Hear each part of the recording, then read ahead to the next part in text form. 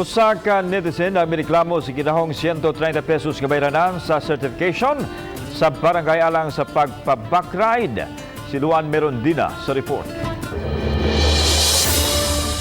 Sa post sa usa ka netizen, gipakita niini ang kopya sa certification ug sa resibo sa gibayrang 130 pesos nga gilukat niya sa barangay Ibo aron matugutang maka-backride. Apan daling gipasabot ni Ibo Barangay Captain Mary Jane Kahilog nga ang naasoing certification alang sa mag-live-in partner nga buot mulukat og certification sa barangay ug magmatuod nga mga mulupyo sila sa dapit.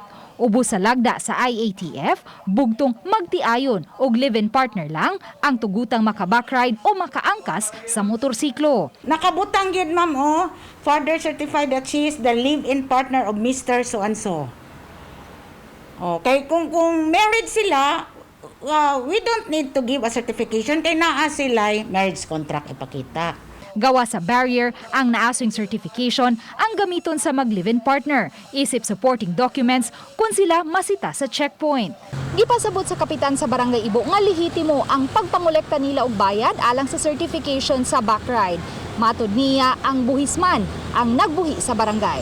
Ma'am, sige rabi mig kanang certification sa PUI libre na.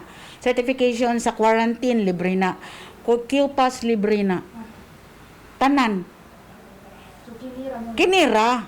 Kaya dili man ni kwan pila ra man ni sila kabuok, ma'am. Kaya nga no, ma'am, 100 it goes to the barangay funds. Ang 30 is DST.